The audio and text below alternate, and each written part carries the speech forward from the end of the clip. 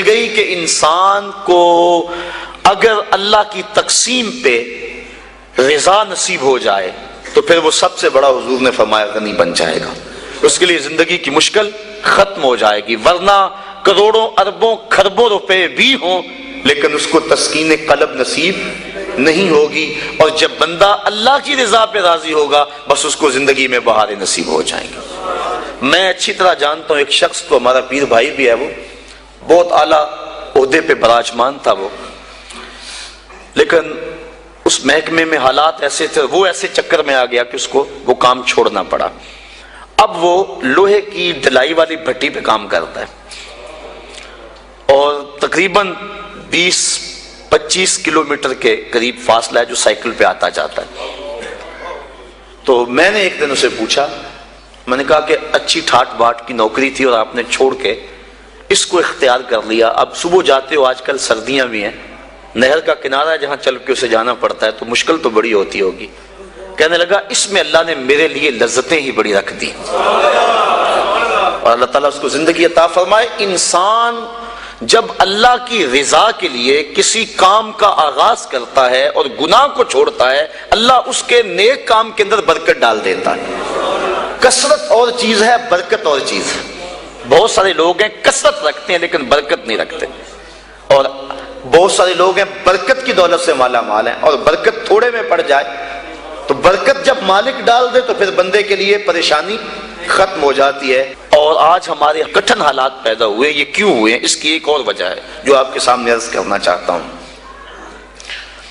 امام خبیری نے اس روایت کو نقل کیا، حضور فرمایا سیاتی زمان علی امتی یفرون من العلماء والفقہاء فیبتلیہم بثلاث. میری امت پہ ایک وقت آئے گا کہ لوگ علماء اور فقہاء کی صحبت سے دور بھاگنا شروع ہو جائیں گے. فیبتلیہم بثلاث، تو اللہ تعالیٰ ان کو 3 طرح سے آزمائے گا. جب لوگوں کی حالت یہ ہوگی کہ اچھے لوگوں کی سنگت صحبت اختیار کرنا چھوڑ دیں گے، 3 آزمائشیں ان پہ نازل ہوں گی.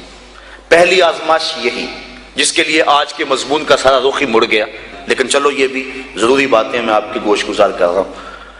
یرفع البرکۃ من کسبہم، پہلی بات یہی کہ ان کے کسب سے، کاروبار سے، مال سے برکت اٹھا لی جائے گی. پہلی نحوست علماء کی صحبت سے دور بھاگنے کی وجہ سے ان کو جو ملے گی. دوسری نحوست، ان کے اوپر ظالم حکمران مسلط کر دیے جائیں گے. اور تیسری نحوست اور بڑی خطرناک، وَيَخْرُجُونَ مِنَ الدُّنْيَا بِغَيْرِ الْإِيمَانِ، اور دنیا سے بغیر ایمان کے اٹھ جانے کا اندیشہ ہو. اور آج دیکھ لیں، یہ بات بھی درست ہے کہ آج وہ علماء کم ہیں جن علماء کی صحبت میں بیٹھ کے اللہ کا قرب ملتا ہے. میں جوہر آباد میں گفتگو کر رہا تھا تو وہ بات کو گفتگو تھی تو ایک وکیل صاحب کہنے لگے کہ آپ جو بات کر رہے ہیں ہم اس بات کو تسلیم کر رہے ہیں، لیکن ان علماء کو کہاں سے ڈھونڈیں جن کی صحبت غنیمت ہوتی ہے اور جن کے دم سے انسان کو اللہ کا قرب ملتا ہے. آج تو گداگر اور دکاندار ہمیں مل رہے ہیں. تو میں انہیں اسے 2 لفظی جواب دیا. میں نے کہا تمہیں پتا ہے مٹھائی کس دکان سے اچھی ملتی ہے، کپڑا کس دکان سے اچھا ملتا ہے؟ سارا شہر چھوڑ کے وہاں جاتے ہو کہ نہیں؟ یہی نہیں پتا کہ دین اچھا کہاں سے ملتا ہے.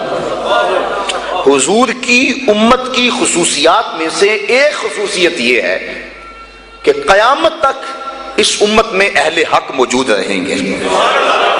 حضور کی امت کی جو خصوصیات ہیں ان میں سے ایک خصوصیت یہ ہے قیامت تک اس امت میں اہل حق موجود رہیں گے، گو تھوڑے رہ جائیں. لیکن چونکہ ہم شیطان کے پھندے میں آ جاتے ہیں، اور کبھی ایسا نہیں ہوا کہ ایک دکاندار سے دھوکہ کھا لیں اور پھر دوبارہ کہیں کہ ہم کپڑے پہنتے ہی نہیں. ایک ہوٹل سے دھوکہ کھا لیں تو کہہ لیں ہم کھانا کھاتے ہی نہیں. یہ سارے فراڈیے ہوتے ہیں. ایک دکاندار سے دھوکہ کھائیں گے، دوسرے کے پاس جائیں گے، دوسرے سے دھوکہ کھائیں گے، تیسرے کے پاس جائیں گے. لیکن یہاں کیا ہوتا ہے کہ ہم کسی ایسے شخص کے پاس چلے جاتے ہیں جو دین کے نام پہ کاروبار کر رہا ہوتا ہے، اور پھر جب اس سے ہم ڈسے جاتے ہیں ہم سارے طبقے سے بدزن ہو جاتے ہیں. شاید ہم دین کو اتنی ضرورت نہیں سمجھتے جتنی کپڑے کو سمجھتے ہیں. جتنی کھانے کو سمجھتے ہیں 100 جگہ سے بھی دھوکہ کھائیں، ہم سمجھتے ہیں کپڑا تو پہننا ہے، کوئی اور دکان تلاش کر لو، تو اگر دین کو بھی ضرورت سمجھا جائے 100 مرتبہ بھی دھوکہ کھاؤ پھر بھی تلاش میں رہو، کوئی تو صاحب حق ملے گا ہی نا۔ اور پھر تم نے دھوکہ بھی تو اللہ کے نام پہ کھایا ہے نا۔ حضرت عمر فاروق رضی اللہ تعالیٰ عنہ جو غلام لمبی نمازیں پڑھتا تھا اس کو آزاد کر دیتے تھے کہ یہ لمبی نمازیں پڑھ رہا ہے، غلاموں کو پتہ چل گیا، جو ان کی ملک میں غلام آتے وہ لمبی لمبی نمازیں ان کے سامنے پڑھتے اور آپ ان کو آزاد کر دیتے۔ کسی نے کہا کہ تم نہیں جانتے کہ یہ دکھاوے کی نمازیں پڑھتے ہیں، یہ تمہیں دھوکہ دیتے ہیں؟ حضرت عمر فاروق نے فرمایا اللہ کے نام پہ دیتے ہیں نا، میں 100 بار یہ دھوکہ کھانے کے لیے تیار ہوں۔ تو اگر وہ لوگ جو چائے کی پیالی پہ دین بیچتے ہیں وہ لوگ بھی منبر و محراب پہ براجماں ہیں، وہ بھی لوگ تو موجود ہیں جو تاج شاہی کو ٹھوکر بھی نہیں مارتے، بستے ہیں کچھ ایسے پراگندہ تباہ لوگ بھی، افسوس کہ تمہیں میر سے صحبت نہیں رہی۔ وہ لوگ جن سے مل کے زندگی سے عشق ہو جائے آپ نے شاید نہ دیکھے ہوں مگر ایسے بھی ہیں۔ حضور نے ارشاد فرمایا خیار امتی العلماء وشرار امتی العلماء، میری امت کے بدترین لوگ بھی علماء ہیں اور میری امت کے بہترین لوگ بھی علماء ہیں۔ تو اگر بہترین لوگ امت کے تلاش کرنے ہوں تو وہ بھی اسی طبقے سے ملیں گے، وہ کسی اور جگہ سے نہیں ملیں گے، اور اگر بدترین لوگ وہ بھی اس طبقے میں موجود ہیں، ہم بدترین کو دیکھتے ہیں پھر اس طبقے سے بدزن ہو جائے، اور نتیجہ کیا کہ ہم آہستہ آہستہ اس جگہ پہ پہنچ جاتے ہیں کہ علماء کی صحبت سے نفرت شروع ہو گئی، جس کے نتیجے کے اندر یہ 3 مصیبتیں ہمارے اوپر نازل ہوئی۔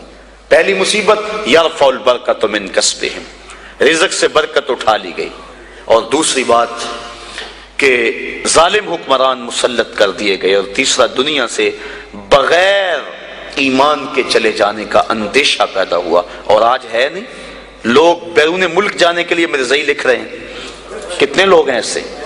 ایمان کا سودا کرنا تو بڑا آسان ہو گیا اس دور کے اندر، چائے کی پیالی پہ لوگ دین بیچ رہے ہیں، کیا کچھ نہیں ہو رہا ہے۔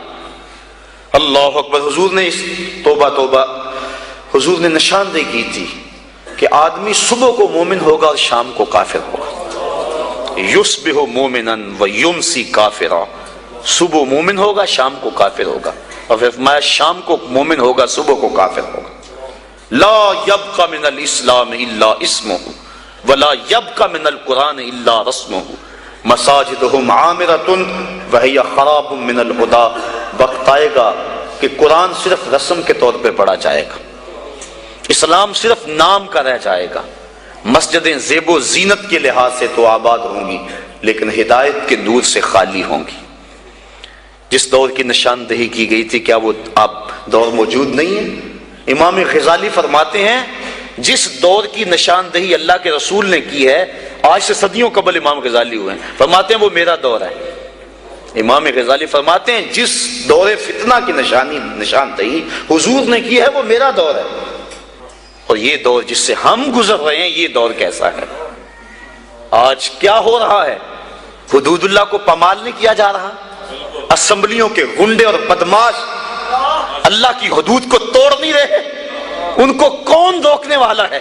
نہ ممبر سے آواز اٹھ رہی ہے نہ محراب سے آواز اٹھ رہی ہے، حجرہ نشین بھی تسبیح پھیر رہے ہیں۔